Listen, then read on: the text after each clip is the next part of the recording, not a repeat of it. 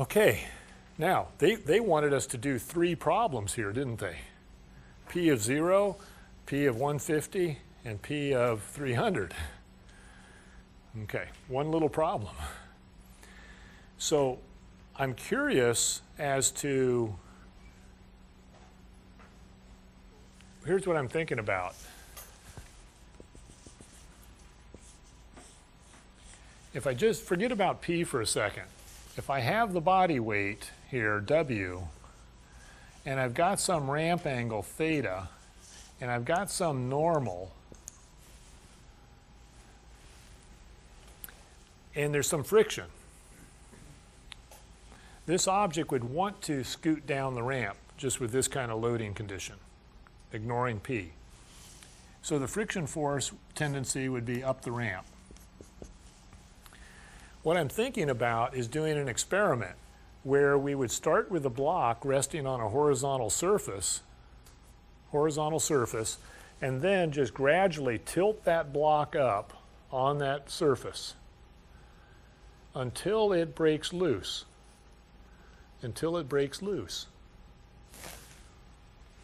What's going to happen here? Look at this vector sum. If we have W here, this normal is going to remain a component of that, isn't it? Of that W through the cosine. Okay. So what I'm thinking is this little triad of vectors should form a polygon. And the friction force is going to be, let's see, if we would add these together, they should wrap to 0. So if I come at my ramp angle here with my friction force off the horizontal, then here's a friction force. And here's then the necessary normal, which is the component of this. If that's theta, and this is a right triangle here as it has to be, then that means this must be theta. And so W cosine theta is this normal.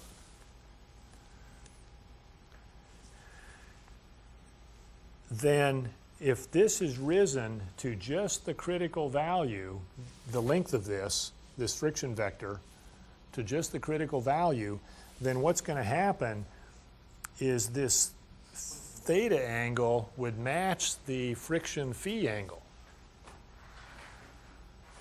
Because remember what we said the tangent of phi was?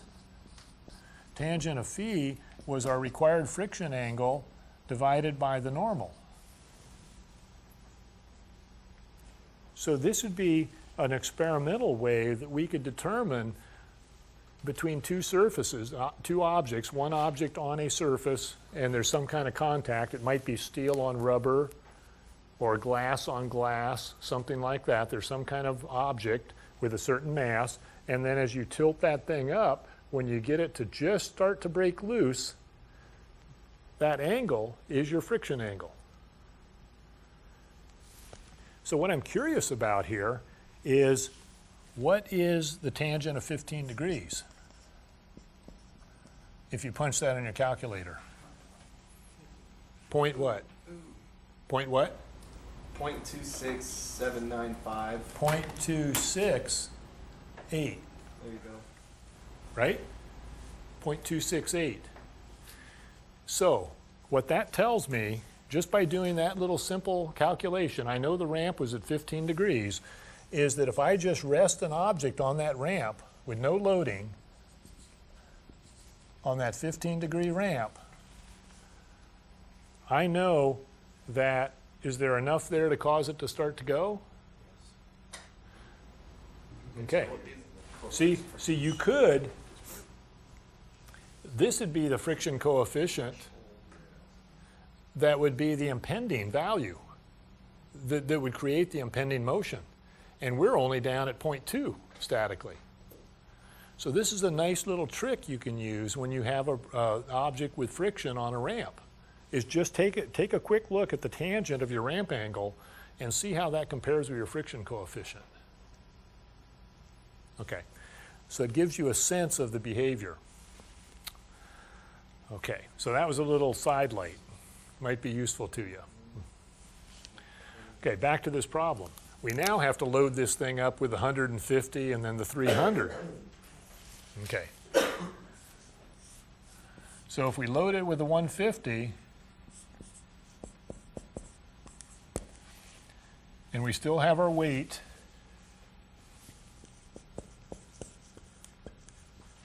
and we have our calculated normal that we did earlier,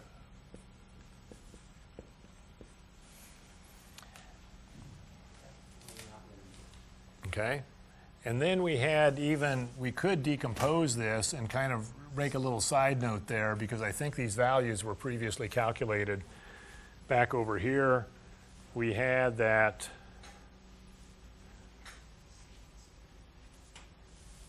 how much of that weight, the sine term here, where was the sine term? Here it is, 126.95. What I wanted to write here is that little term right there, the component of this weight that's down the ramp is the 126.95. Okay. And we've got that on there. Now, question, which way does it want to go? Does it want to go accelerate up the ramp, accelerate down the ramp, or sit there statically? Okay. Yeah. So 150, take away your 126, you can see there's a net, 23, almost 24, or I'm sorry, yeah, 23 roughly, newtons up the ramp. But how much should it take to cause the darn thing to go? It has to overcome mu normal, doesn't it? So it has to overcome 94. So what's the object want to do? Okay. Well, or does it want to go scoot down the ramp? Okay. Now, this one we can think about. I mean, we can have a gut feeling for how the thing's going to behave. As I keep saying, there's lots of stuff in engineering that you can't have a gut feeling, or oftentimes your gut feeling might not be right. So what you have to do is rely on your mathematics. So what I do is just crank out the equation again. Sum of forces x equals mass times acceleration x, and go ahead and just write what I see. Plus 150 up the ramp is our p, minus 126.95 is the component down the ramp of the weight. And then I have a friction force, which is going to be, there's a net unbalanced force here, right? And so the net tendency of that combo is up the ramp, so the possible tendency would be to come down the ramp with the friction force. So I'm going to go ahead and put that on my free body.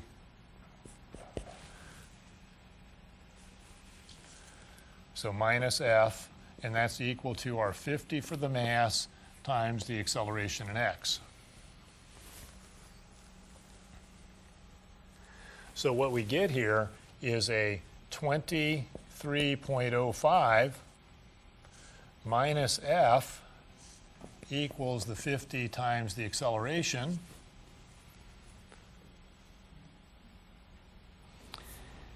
And the concept right here is similar to what we talked about yesterday about how the force builds up. What we did in the last class is we applied some loading and we were investigating how that friction force built up. And remember, it went up. The friction force grew in direct proportion at 45 degrees, equaling each other until it reached the critical value. The critical value we had in this problem was 90, what is it? 94.78. So that's not anywhere close. So what is that friction force? It is 23.05. Okay. And this thing will not accelerate then. because these guys are matching each other until it reaches that critical spot. Okay, so therefore that implies that the acceleration is equal to, in the x direction, is equal to 0 for p equals 150 newtons.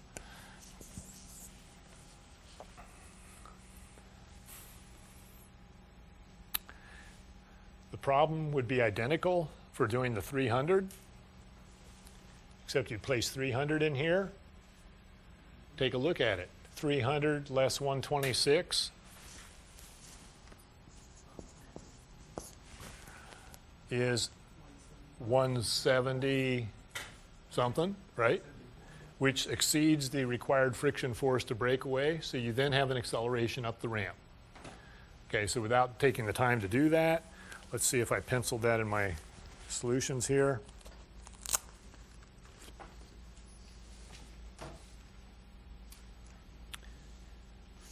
What I wrote down here in my notes, and I'm going to go ahead and write it on the board so that, because you may not be able to see those,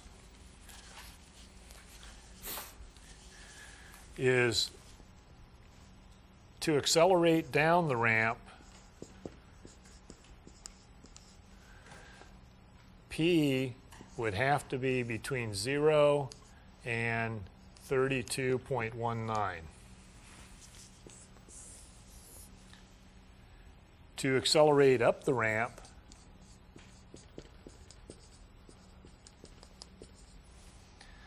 P would have to exceed 221.71.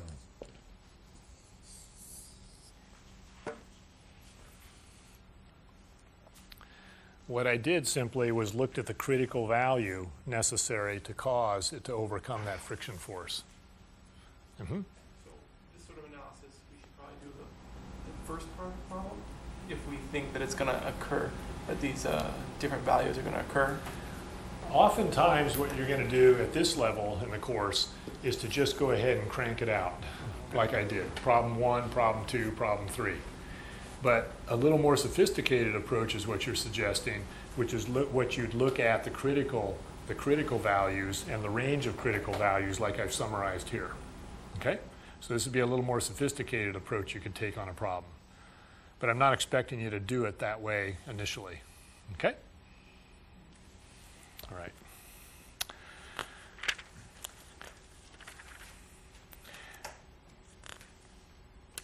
Let's find something that's got a little different behavior. In all the problems I've seen, they've never given us a parabolic ramp. Thankfully, they haven't. That's a tough problem. Oh, we'll get to those. Okay. Okay. Matter of fact, we'll have nonlinear springs that might have parabolic type of hardening effects. Okay. Okay. Here's one you may have seen in a physics class. Heavy chain, smooth and rough surface.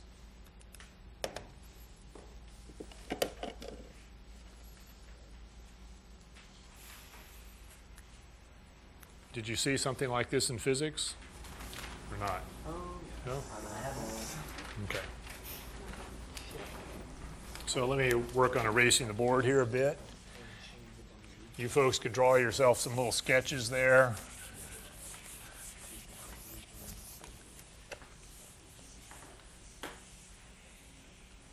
And I believe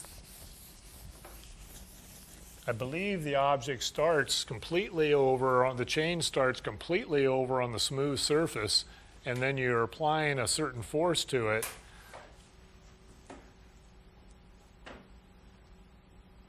You apply a constant force to it, and then it starts accelerating to the right, but it's coming onto a rough surface. So there's more and more mass that is resting on the rough surface as it slides. And the question is, what's the acceleration? The minimum value of the loading, actually, what they want to know is what the minimum value of the load is that'll allow the chain to remain tight. The minimum amount of load that's going to allow that chain to remain tight. In other words, the smooth part of the chain that's resting on the smooth surface isn't going to try to catch up with the part that's over on the rough surface.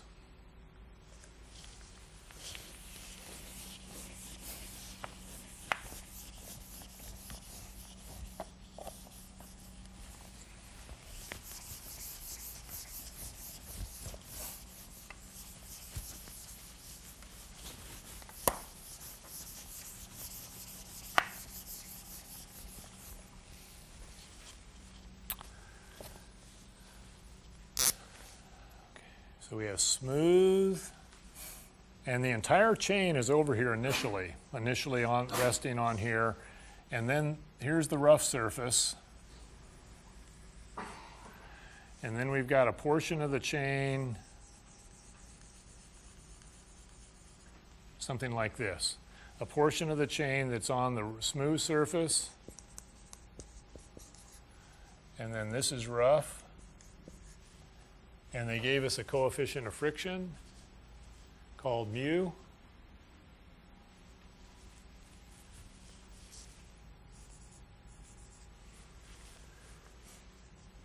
And there's a certain portion of the chain X that's now on the rough surface.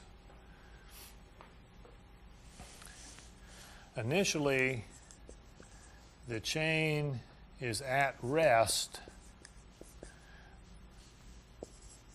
when X equals 0. When X equals 0. In other words, all the chain is resting over here on the smooth surface. And the chain is of length L. Chain is of length L.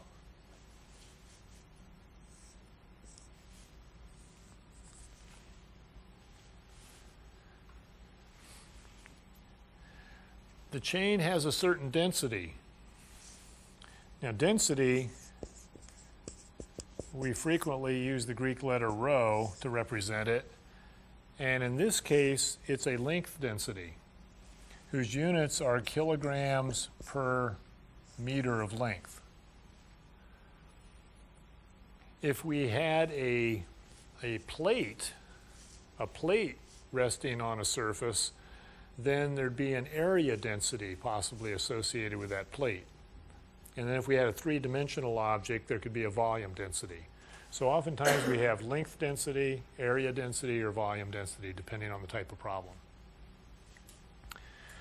Okay, so what we're interested in then is we have, and I'm going to erase my density remark here.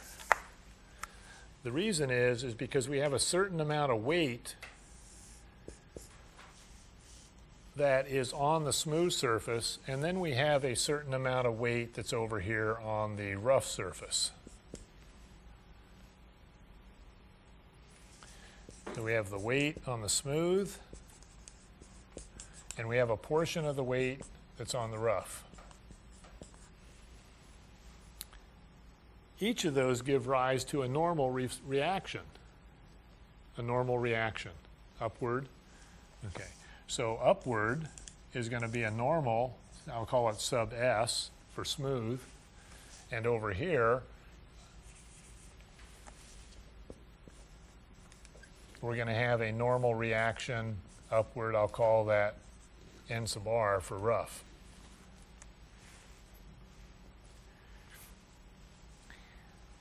How much weight is there over here on the smooth surface?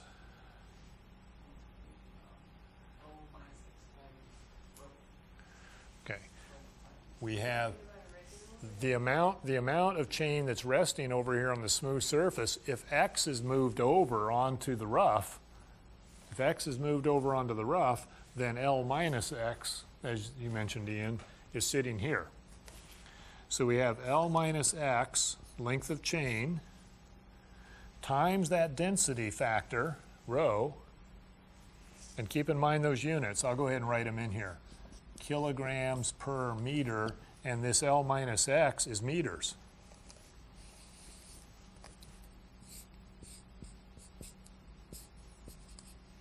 So you can see that you're left with the mass units times G. So we have rho G L minus X for the amount of weight that's on the smooth surface. Is that comfortable for everyone? Over on the rough surface, we have length X resting there. And so it's going to be length X times rho G is its weight. If we sum forces vertically, and what we're concerned with is over here on the friction part, where the friction is acting, is we have this normal force which then has to then be equal to, by summing forces vertically without even having to write our equation, should be able to do that. That's just got to match this, doesn't it? X rho g. Is that normal?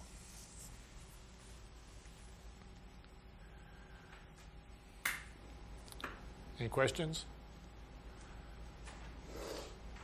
Okay. So now, here's our chain. We have this portion of it over here that has a friction force to the opposing the tendency for motion, and that has to be our kinetic coefficient times the rough normal. And then the chain is being pulled by force P,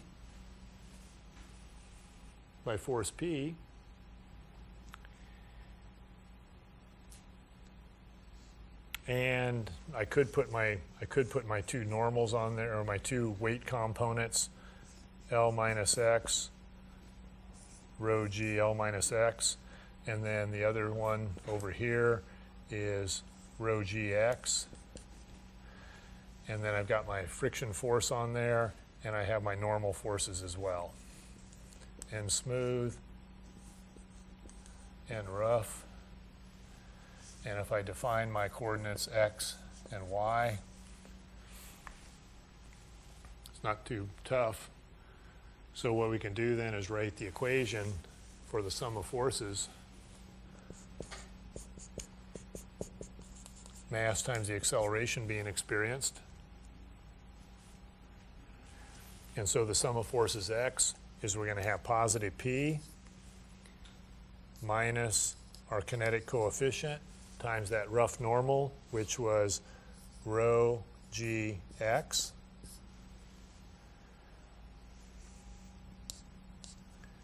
And that must equal the mass, which was, what's the mass of the whole chain?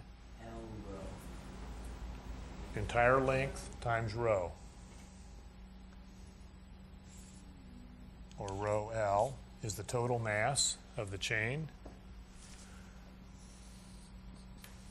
times the acceleration.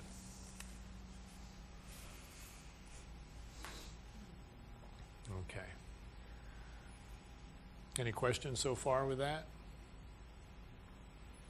Okay. What's our objective? The chain rests on the entire chain is over here on the smooth surface. It's being acted on by force P, and we're trying to figure out what? The minimum force such that the chain is always top. P minimum.